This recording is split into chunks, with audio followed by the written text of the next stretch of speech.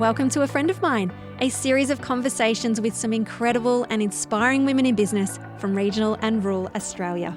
I'm Kimberley Furness, your host and the founder and editor of Oak Magazine, and I cannot wait to introduce you to some amazing female entrepreneurs who will share with you their experience and knowledge of what it takes to start, grow and scale a successful business. So let me introduce you to a friend of mine.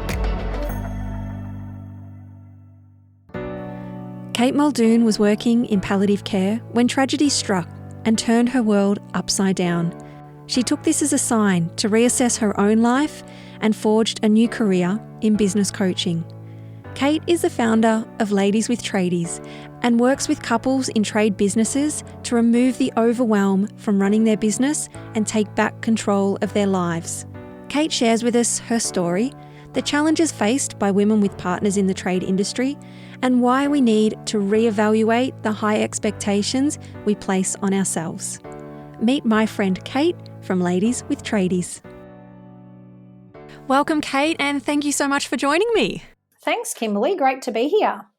Now, I know you have a back-to-back day and tech issues this morning, so I really do appreciate it. And you also mentioned that you're working from home today, so there may be some background noise. Yes. It's the perils of being a tradie wife, Kimberley, is, the occasional, with the celebrated time that they are home doing work on your own house and not at somebody else's, also comes fraught with danger when you work from home. So apologies if there's a little bit of banging, crashing, sawing, nail gunning, all sorts in the background. Welcome to the life of a tradie wife. Look, maybe we can play Secret Sound at the end. Is that a drill or a nail gun? Great idea. I'm sure there's some women out there who'll know exactly what each sound is. Oh, they will. Look, now, up until a few months ago, you were actually based in Bendigo, but you and your tradie husband recently moved to Wentworth. Do you want to tell me why the big move? Has it been hard to re-establish your business? And what are you loving about the Sunraysia region?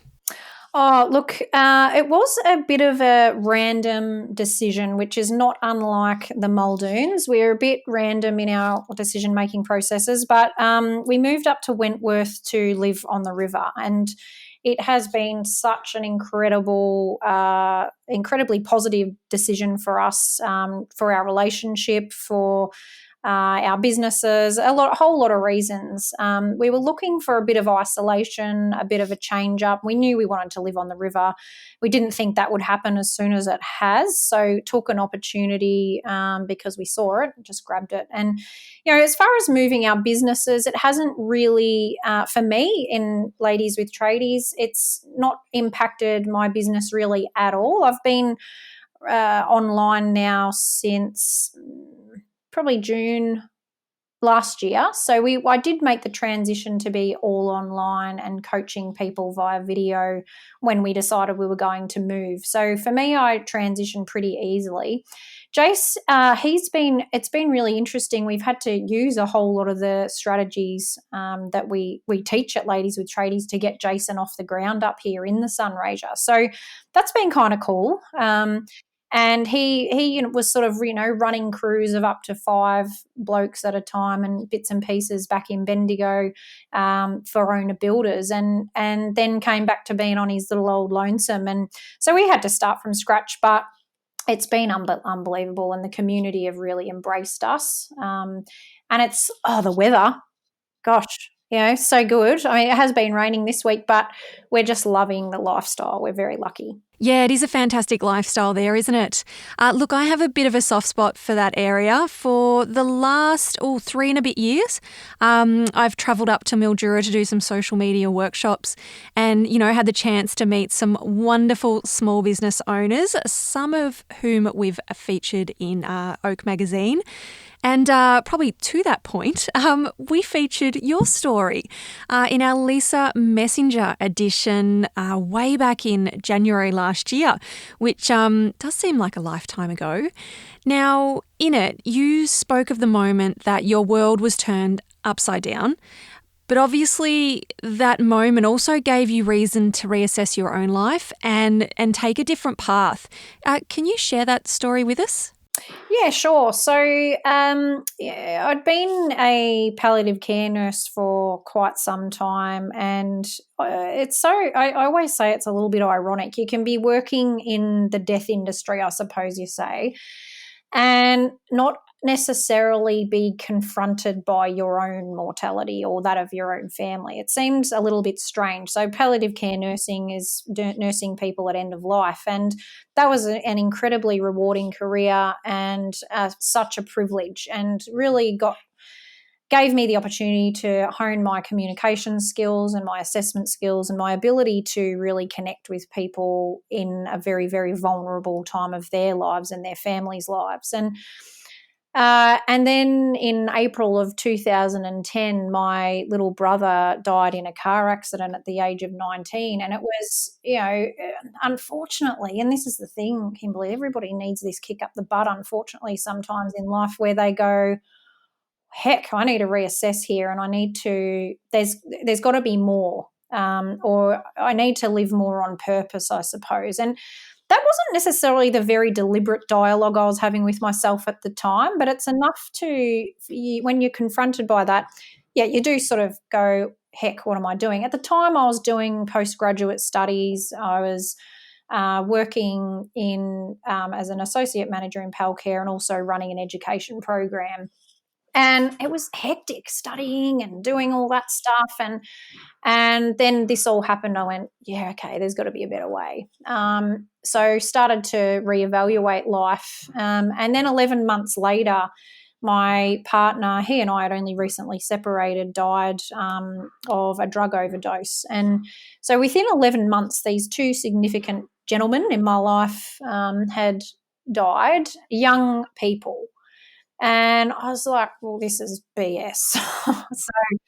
Um, and that's all very unfair, but I got three people to be living for now. It's time to make a big impact, and this has happened for you, not to you. Yeah, and it's only afterwards that you reflect on all these things and you go, oh, they're such a gift. But yeah, I guess it kicked me up the butt enough to change. So I moved to Bendigo from Ballarat and started my new life with Jace, who's my now husband. And Bendigo was great for me.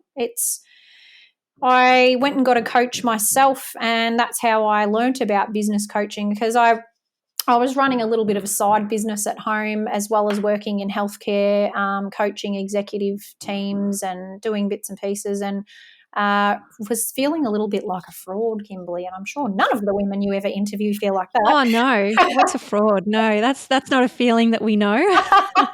Imposter syndrome. What is Right. this? Yeah, so I had a lot of that going on and thought, oh my gosh, I have to educate myself more. I have to get myself up to speed. I can't possibly be talking to CEOs and executives when I'm just a little nurse. And so went and got a coach, and I was offered the job of my dreams, and my coach counter offered me and said, no, you need to do what we do. And that coach was? That was Paul Henschel from Bendigo, the beautiful Paul Henschel. Yeah, he's a very dear friend of mine. Very, when you've got somebody in your life that you're lucky enough that sees more in you than you see of yourself, that is a blessing. And he's certainly been that gift in my life, and continues to be just an unwavering support, always in my corner. And so I've been very, very lucky for that. Fantastic.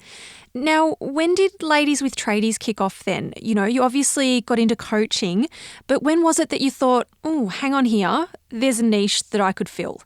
Well, it sort of picked me a little bit. I'd been coaching for about 9, 10 months, and I noticed that the people that I was attracting were tradie wives. They were saying, oh, I've seen a video, or I've seen something that you posted. This is back when, like, I feel like Facebook for me, when I started using it, it's changed so much, but you reflect on that time and I think, geez, it was all easy back then, and we got such good traction. If you were even half posted a video on there, they were giving you all the views that ever were known to man back then. And these women were saying, oh, you need to talk to my husband. I think that he would get along with you, and I want us to come and talk to you. So by accident, really, a number of tradie wives were bringing their husbands in, and I started coaching a few of them. And I just happened to be in the car with Paul and Darren who is another beautiful mentor of mine. And I said, I've got this idea. I seem to be attracting all these tradie wives. I thought about a business name. How do you think ladies with tradies would fly? They said, quick, get online right now. Let's get the URL. Let's get this. And it was sort of born out of a car conversation, which so many of my ideas are. Yeah, so I just started it, and it sort of grew a few legs, and we invested a fair bit into video marketing early in the piece, which it paid off really well. We did a viral video, and I'm very grateful to those guys, the Vidco boys from Bendigo, who really got me off the ground with that video marketing. So yeah, it just was a beautiful accident, but I am a lady with a tradie. I am them. I am my audience. So I guess it makes the cut through a bit easier. In terms of your target audience being ladies with tradies, what type of issues or type of challenges are they facing? I think the biggest thing is that they want so desperately to support their tradies, but they don't know how to do that. So we've got the stereotypical assumption that says, oh, the wife does the books. And that tends to be how it rolls. And then they also tend to be women who are, like the people that your audience are, Kimberley. They're thirsty for knowledge. They want to do more. They want to help more. They're just not sure where to go with that. And they're highly intelligent. And so the challenge they have is, I want to do more, but every time I try to do more or I want to do more, A, I don't know where to start, or B, I'm worried he's going to push back on me, or that he thinks that I'm trying to get into his patch. And so women in a very male-dominated industry is an ongoing challenge. And we've got a lot to offer the industry. I think the more women that are getting into the construction space, the better it's getting. But yeah, the main challenge is their role, defining their role in their business, and the halfway point between, do I get a job or do I throw all of myself into this business 100% with my tradie, and what's the risk versus the benefit of that? They're the main things. Oh, I think that is such a big decision to make. It really is. And I find where the biggest part of my role when I coach couples in business is unpacking that a little bit. So being sure that you're capturing the aspirations of both people in the couple, because I think where we unstick ourselves as women all the time is we're so busy trying to support our kids and support our husbands to fulfill their own dreams that we lose our own space in it all. And I was speaking to, who was that? Somebody last week who said there's these women that get to their it was my kinesiologist, I'll shout her out to her later, but she was saying 55-year-old women whose children are grown and who have sacrificed everything to pour themselves either into their husband's business or into their children are getting to the point where they're going, well, who am I? And so I'm really mindful through the coaching process of capturing the essence of the lady in the business at the beginning and understanding what her goals, dreams, and aspirations are before we go down the path of integrating her into the business. Because if I don't want a resentful wife in there, because it's going to stuff the whole job. So we've got to find the healthy tension between, rightio, we need you, wifey, to help us get this shit off the ground, excuse the language. We've got to have you in for a while at least to get it to a point where we work you out, or we reduce the load on you in the business if you want to carry on and carry out that aspiration that you spoke about. So we've got to really nail that, because too often at the beginning they go, oh yes, I'm going to come in and save the world and I want this business to be amazing and I'm going to do this and I'm going to do that, and then the dynamic just falls on its butt. Either they clash too much, or she's resentful, or he gets resentful. So really my job is to unpack what the direction is early on and do personality profiles on them and really understand who they are at the core of their being. Then we go, okay, this is the plan of attack and how we work you in or how we work you out. And personality profiles, like, having worked in some big corporates who invest in that style of training, like I've seen the benefit of realizing how individual we are in terms of our communication style. It's one of my favorite things to do with couples when we unpack that. You should see the relief on their faces on the screen. Sometimes it's like, oh, that's why we butt heads over that, or that's why we're so on the same page about this. And all of a sudden, the way they communicate with each other, it's almost like there's a level of permission that's granted and a level of acceptance of the other personality type that just helps us so much in the coaching process. Because before they've understood themselves, because a lot of it is we don't understand ourselves enough, then somebody talks you through. And mind you, when I do the profile, the first thing I ask them to do in the coaching relationship, and I'll give them a bit of a summary and we'll go through it on the second or third session. And they go, you've just met me. How do you know all of those things? And it's because it's all in the report. And they just understand each other so much better, which helps them work together as a team better as well, which is beautiful. Oh, that really is beautiful. So, look, we were just talking offline before just about the high expectations that women place on themselves. Can you tell me a little bit more about how that links back into, say, like a personality profile? I guess the thing that I'm always mindful of and learning myself around every single day is the level of expectation that I put on my tradie and on myself, which tends to be unreasonable. And that's where the safety comes from. The personality profile is once you understand what motivates one person and the other and what their behavioural style is, one person versus the other, again, it changes the level of expectation we have of each other. You know, if we aren't being mindful of the behavioural patterns of our tradie and he's not being mindful of them for us as well, and we're not asking each other for help in the areas that we need help in, it just doesn't work. So this is where communication comes in.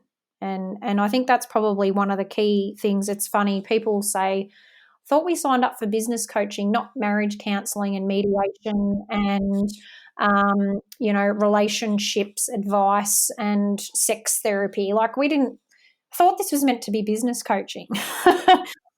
And I say, oh, well, 80% of my work is on the human beings and 20% just happens to be about business. And that's honestly how it splits down. So it's just about cutting each other a bit of slack, really, sometimes. It is, but you're right. We do put very high expectations on ourselves. And I think there'd be a lot of women who would be listening at the moment that could resonate with that. Look, obviously, we're recording during COVID where our roles have changed dramatically. And whether we like to admit it or not, I think women are sort of shouldering most of that burden. Look, I'm one of those who, I'm at home taking care of the family and look, I work from home anyway, but all of a sudden I have these 4 little co-workers that just like to hang out with me between the hours of 9 and 3 when they don't usually. And so my work takes a back seat. And I've got a husband who I'm slightly envious of, who is lucky enough to go, to leave the house every day and go to work. It's interesting. I've sort of been observing the whole dynamic that is at the moment, and I don't have kids, just to declare to the audience, so it's probably easier for me to have a different sort of view from the outside. But it hasn't actually changed. It's changed in the volume that you're doing it. You've all done all of these things that you're doing for your children and with your children, and it was already extreme. It's now gone to next level on steroids extreme, where you have got so much more teaching to do, so much more nurturing to do, so much more bloody feeding to do.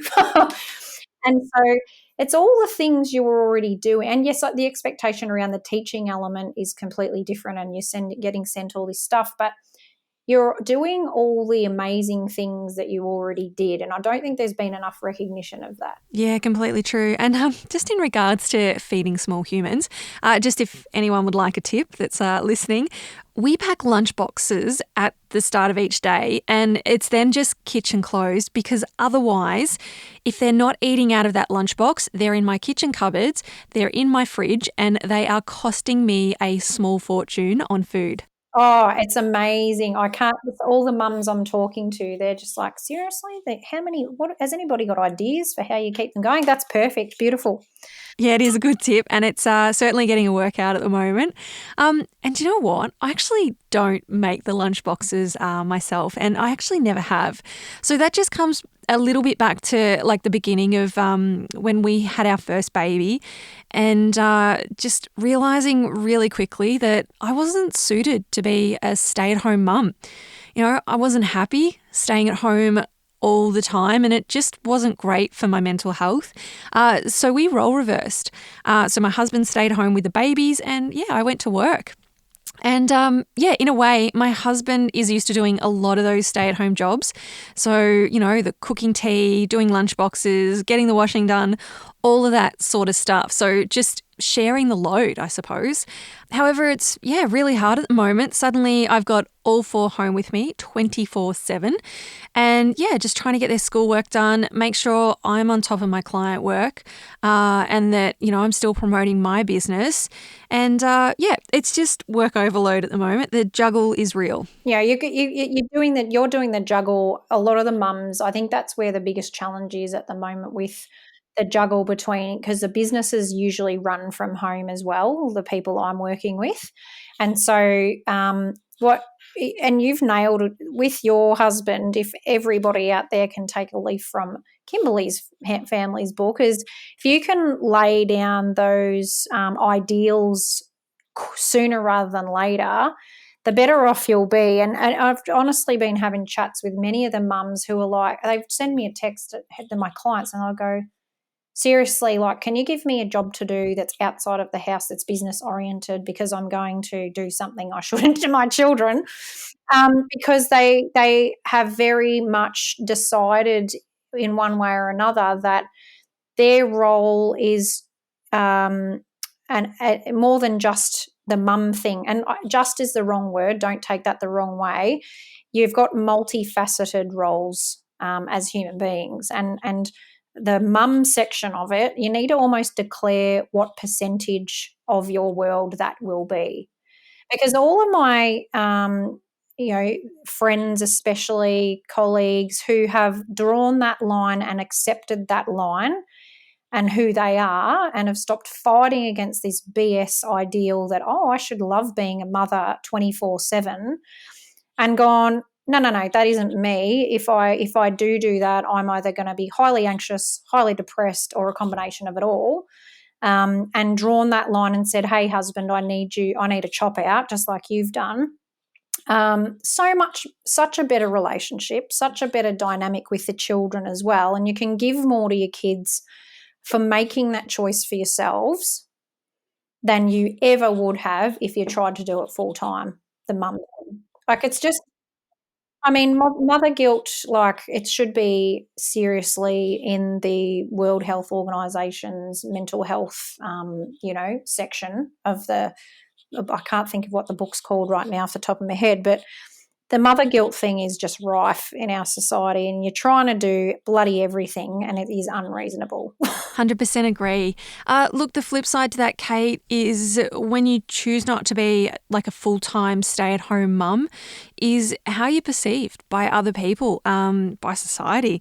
It's very hard to find like-minded mums that go, yeah, actually, I hate being a stay-at-home mum too. And it's not because you don't love your kids. You've got to love yourself first, and that's the thing that because you cannot be anything to anybody if you're not nurturing yourself first and your soul first. And I guess where I sort of jab mums in the ribs a little bit with a bit of reality is I say, well, okay, what kind of example do you want to set for your own kids? And that's a bit like, oh, well, I don't want them to feel obliged to do all the things that I do because I'm too busy being pressured by society and what they think of me. So if you're not going to do it for yourself, do it for their future is a little bit of it's hard. It sounds harsh from me with no children over here, but, sometimes you've got to be a bit cruel to be kind to your friends. Yeah. Now, just switching gears completely, you have a Facebook group for ladies with tradies, which has an amazing 11,000 members. Now, in the early days of COVID, you started showing up every morning for a cuppa and a chat. Have you noticed that women are needing more support during this time? Yeah, so it's interesting. I'm not sure, Kimberley. So, and the reason for that, yes, it is absolutely is the first answer. The second answer is I upped the ante in response to a crisis. Now, it's a bit like anything that we do. I keep saying to myself, girl, maybe you should have upped the ante before the crisis occurred, and you might have been supporting more people more rigorously in the first place. So that's just the inner critic popping up. But absolutely, people do need more support, but I think what they are thriving on is consistency. So it might not even be necessarily that I'm saying anything profound. It's probably more that they're like, oh, that group of women who get it are going to be online at the same time as me. Yeah.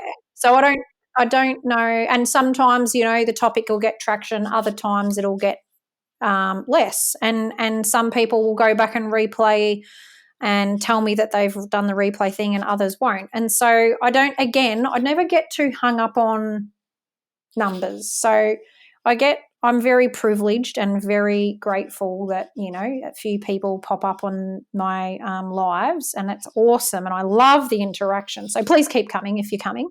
But at the same time, it's a bit of a what's popped into my head this morning. Conversation. So Yeah, but you might be right in that, Kate, that your members know there's a place that they can go online and, at the same time every day there'll be like-minded people that, are sharing the same issues and having the same struggle.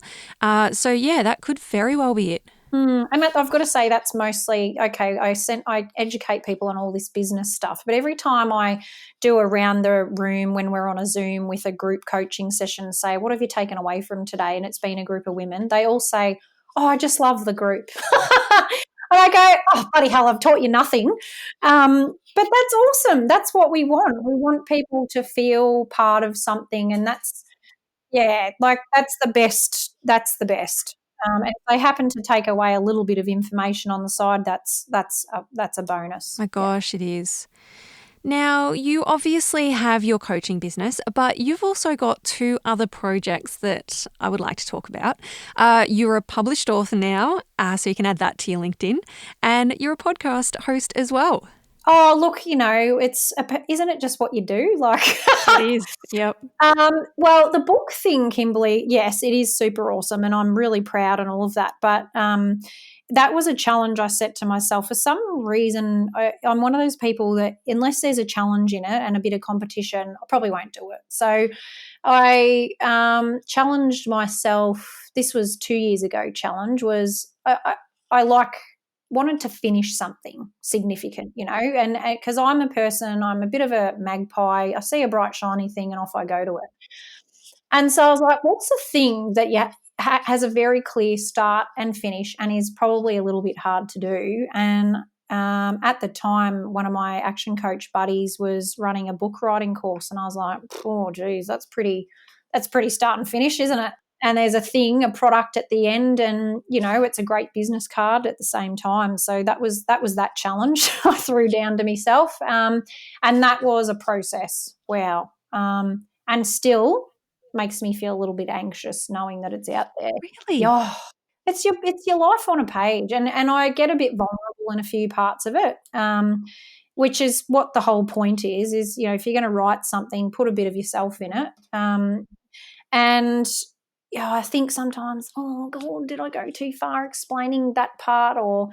But it's beautiful, and it's been it's really helped me get through some of that imposter syndrome and make it the credibility, I suppose, that has come has been really good too. So the book's been cool. Yeah. Actually, now that you mention it, I got a 1-star on the podcast a couple of weeks ago. So I actually recorded a podcast episode ranting about that, but it just never went to air. I had the pity party and just didn't press publish. But what came out of it was me talking about the fact that, yes, when you do an interview, when you write an article, you do leave a little bit of yourself in there. And, whether that's sharing a bit of your story or whatever it is, it's personal. There's little bits of you in that. And when someone 1-stars you, yeah, it hurts. And I think it comes back to that vanity metric thing again too, Kimberley. And I've worked pretty hard on myself, especially over the last 18 months. So I've been doing this program. Anyone can look it up. It's called Quality Mind. It's founded by an Australian, and that's been vital in me not. Like, I shrug that shit off now. So if I was to get a 1-star on my podcast, I have a giggle at that. And the reason for that is we're not all everybody's flavour, and that's okay. And I have views that some people will think are controversial, but they're not my tribe. And being okay with that. And I actually had somebody say, I think I want you to edit this or that in the last little while. And I said, why? So, why do you want that edited? And this is the beauty of it doing a Facebook Live, is you can't take it back. Well, you can delete it, but people are going to know. And so I guess trusting in that, who you are and what you're putting out there. And whilst I said it still makes me anxious that the book's out there, the book's feels very permanent. Once it's in somebody's hand, it's in their hand and you can't take it back. And yeah, I guess I'd just challenge the thought process on that, the 1-star thing, because everything that you say is perfect, and somebody needs to hear that thing that you're about to delete, probably. And that's what I said to this person. I said, somebody needs to hear that bit that you want to take away because it makes you feel a little bit uncomfortable. What if that's the game changer in one person's life that changes the trajectory or the path that they're on, but you're taking it away? So you really do think that you can learn to shrug that stuff off? Oh, yeah. 100%, because you are 10 out of 10 no matter what you do. My mentor, April, who's been working with me on this stuff, absolutely, she's spot on. We are all perfect. But we're not all perfect for all people, and that's cool. And let's just pick up on that point of mentors. You've mentioned it a couple of times, obviously with Paul and Darren and now April. So you have mentors that coach you? Yeah, so I've got obviously I've got Paul. I've got my mind mentor, who's April. I've got my action coach, Chris, and I've got my book coach, Brett. And I've done like Tony Robbins coaching off and on as well. So at any one time, at a minimum, I've got 3 coaches. And so that's because I want to practice what I preach. I believe in coaching really strongly, and I know that I get to where I do because I've got someone pushing me. So, yeah, I've got plenty of them.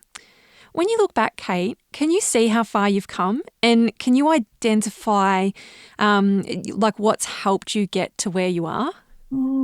That's a ripping question. Sometimes you do, but most of the time it feels like, I'd say it's very organic. So I remember when last year I won the Action Coach Rising Star Award, and that was about bankings basically, and consistency and how you've grown. And so that was a good kind of, oh, okay, that's a pretty good thing to have done. And it was a little bit of the tick box moment for me where, okay, you've been validated there that you're doing a really good job. It was probably the first metric I'd had I'd gone, wow, I have come a long way. As far as the human being goes, yes, I can see it, but I think that we all just evolve who we are further and further and further. So our authentic self comes more to the fore the more that we work on ourselves or the more we progress in our business. So Yeah, you can. Yeah, I can. I can see a lot, and my confidence and my capability and who I am and the knowledge, unbelievable. Like, couldn't even recognize who I was from 3 years ago. And that is because I work hard at it. Yeah. Yeah. Well, it is all showing. Now, before I let you go, can you tell us about a friend of yours that we need to know about? I can. So, my incredible friend Anna Pickering from Evoke Kinesiology. So she has absolutely poured work into herself, and her and I talk all the time about our own growth, and we're basically our each other's harshest critic and greatest supporter all at the same time. And she transforms people's lives, and I refer all of my clients who are stuck in their business mentally to her. So I call her like the person that you go to get unstuck. So she works on some of your greatest self-sabotaging moments, and unlocks whatever that blockage is within you so that you can get through that. And she does it for me all the time as well. So she's a kinesiologist, Anna, and she's a rural chickie as well. So she's up in Horsham and absolutely phenomenal.